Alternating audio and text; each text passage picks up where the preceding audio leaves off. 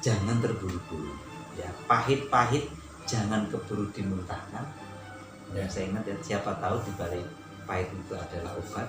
Manis-manis jangan buru-buru ditelan. Ya. Siapa tahu di balik yang manis itu adalah racun. Dunia hari ini sudah sangat global sekali, informasi sangat menggerojok ya, seperti pecah. Ya. Maka kita harus pandai-pandai untuk menerima informasi, kemudian cek and recheck ya, tidak serta-merta untuk menerima informasi yang ada di media sosial maupun di media mainstream pun. Kadang-kadang kita juga harus di situ kan begini yang harus diamati ya.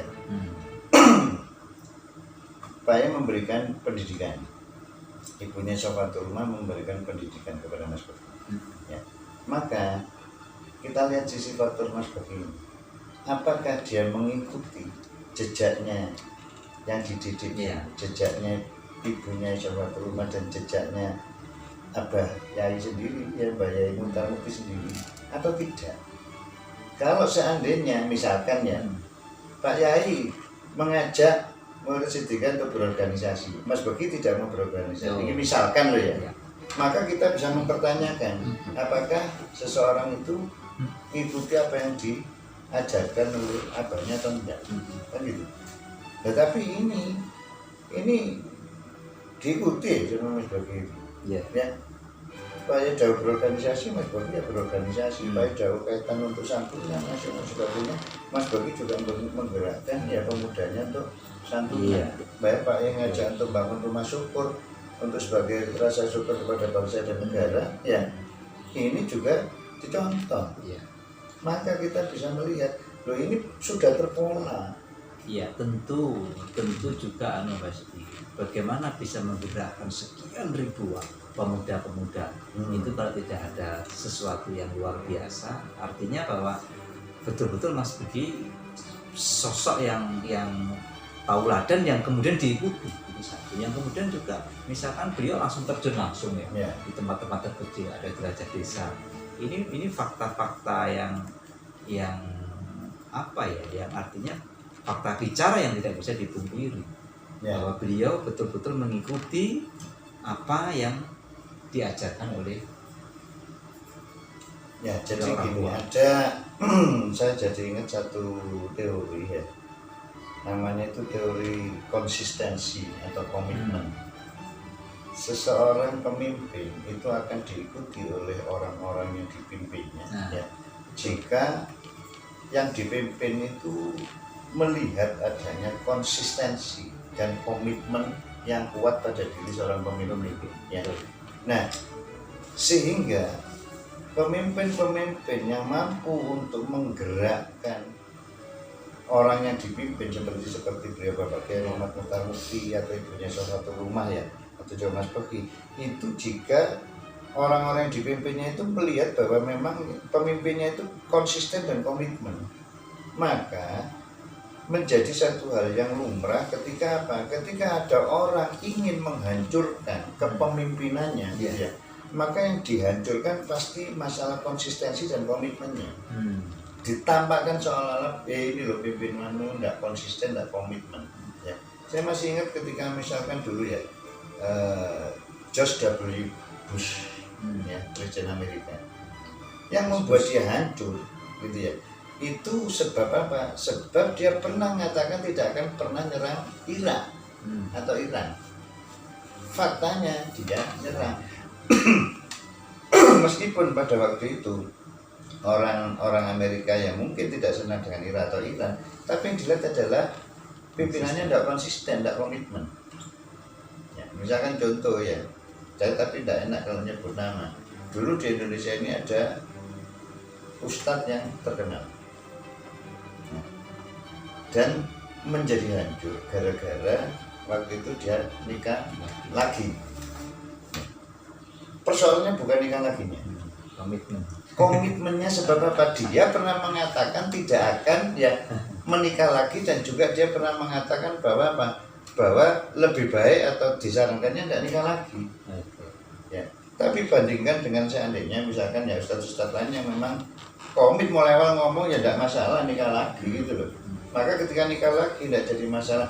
Tapi ini dianggapnya tidak komit sebab apa? Dulu pernah mengatakan ya supaya tidak nikah lagi, tapi ini malah nikah lagi. Dan bayangkan yang setiap minggu biasanya yang ngaji 3.000, gara-gara nikah lagi itu yang ngaji tinggal 30 orang.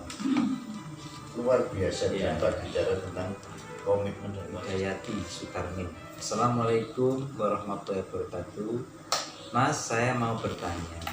Seandainya yang kita santuni, maaf, berbeda keyakinan, apakah di saat kita berdoa bersama, apakah yang bersangkutan kita arahkan untuk berdoa sesuai agama dan sesuai dengan agama mereka? Ya, ya. Monggo silakan. Oh, Bujati mungkin Hidayat. ya di Bali mungkin ya. Ya. Di Bali ya. Jadi pada dasarnya ya kalau doa dari beliau Bapak Kiai ya itu memang doa dengan menggunakan tata cara agama Islam ya, menggunakan bacaan-bacaan yang mungkin di dalam Al-Quran ataupun di dalam hadis ya. Nah, jika yang hadir itu atau yang kita santuni memang berbeda agama ya, bukan dari agama Islam, maka disarankannya adalah untuk apa? Untuk berdoa menurut agama dan keyakinan masing-masing, karena kita benar-benar menghormati ya agama dan keyakinan masing-masing ya. Harapan dari beliau Bapak Kiai, agama semua yang ada di Indonesia ini harmonis ya, dan kuat, sehat itu ketika keyakinan masing-masingnya itu kuat ya.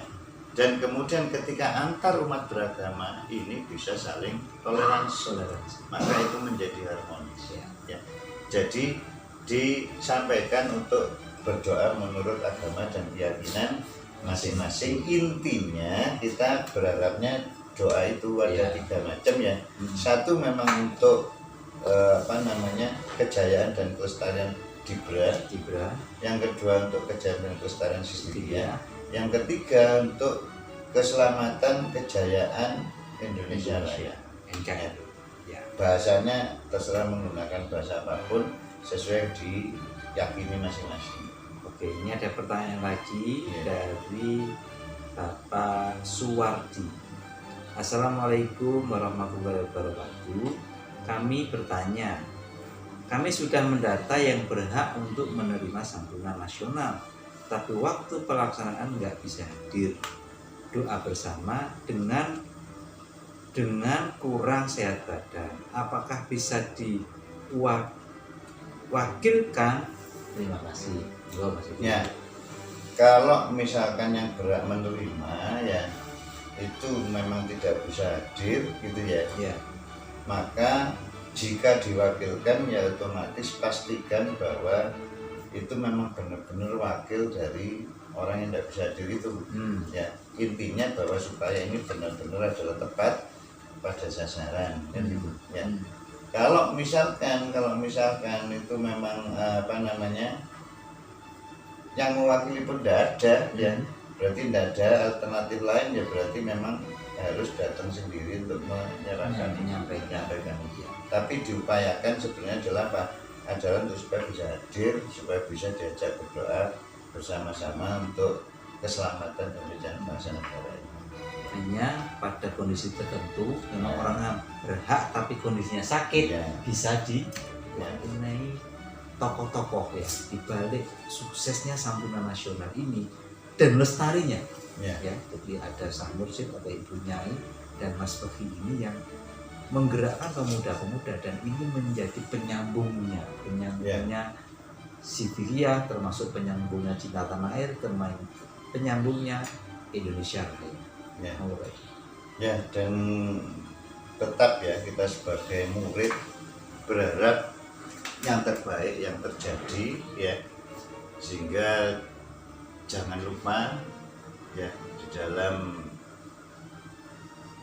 doa-doa kausaran yang kita baca ya, yang kemudian di situ ada permohonan-permohonan ya, jangan lupa untuk kita berdoa ya untuk guru-guru kita ya, untuk beliau Bapak Kiai Muhammad Muhtar Mukti, untuk punya Sofatul Ummah, dan untuk Mas Subagi Azal Sani supaya bisa segera selesai ya apa yang dalam posisi sekarang ini telah diterima ya, fitnah-fitnah yang sekarang ini memang masih terus berlangsung ya.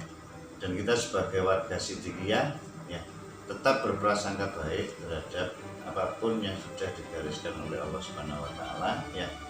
Kita diajari melalui berdoa ya. Ad-du'a silahul mukmin, ad-du'a wiradul balak ya. Dan kita juga diajari melalui sedekah-sedekah ya. Semoga doa-doa dan sedekah kita ini bisa membawa kebaikan bagi kita pribadi, bagi bangsa dan negara ya, dan bagi umat seluruhnya. Dan ingat bagaimanapun ya, kemarin juga kita disarankan oleh Pak Muhajir iya ya, bahwa bagaimanapun hal yang baik pun tetap perlu untuk diinformasikan ya, sebab itu bagian dari syiar ya. Siapa tahu ada yang kemudian tergerak ikut serta di dalam melakukan kegiatan-kegiatan yang positif seperti santunan nasional ya. Moga-moga apa yang kita lakukan sekarang ini dan juga apa yang dilakukan oleh daerah-daerah di dalam rangka santunan nasional ini mendapatkan ridho dari Allah Subhanahu wa taala. Amati ya, amati perubahan, amati dampak, amati ketika kita menjalankan santunan nasional ini, amati yang terjadi di dalam diri kita, amati yang terjadi di lingkungan kita, supaya Anda jelas ya, bahwa doa maupun sedekah itu bukan sesuatu yang berdampak gaib, tapi berdampaknya adalah nyata. Mungkin itu aja sementara Mas Gus, dan moga-moga beberapa hari ini masih ada kesempatan lagi ya kita untuk bisa bincang-bincang santai seperti ini. Ya, terima kasih Mas Edi. Bapak Ibu semuanya, apa yang disampaikan Mas Edi tadi banyak hal yang intinya bahwa kebaikan ini harus disampaikan. Maka apa yang disampaikan Pak Muhajir itu ya, Menteri PKM ini juga kemarin Sang Muhajir menyampaikan bahwa warga Siddiqiyah ini ada kekurangannya. Di antara kekurangannya itu kurang berani menyampaikan sebuah kebenaran. Itu tentu koreksi dari beliau ya. Artinya mari kita bersama-sama hal yang baik ini kita sampaikan, kita syiarkan, apalagi ini santunan nasional adalah sesuatu yang sangat besar. Terima kasih dari kami, mohon maaf atas segala kekurangan. Assalamualaikum warahmatullahi wabarakatuh. Wassalamualaikum warahmatullahi wabarakatuh. Salam untuk semuanya. Salam berkat rahmat Allah.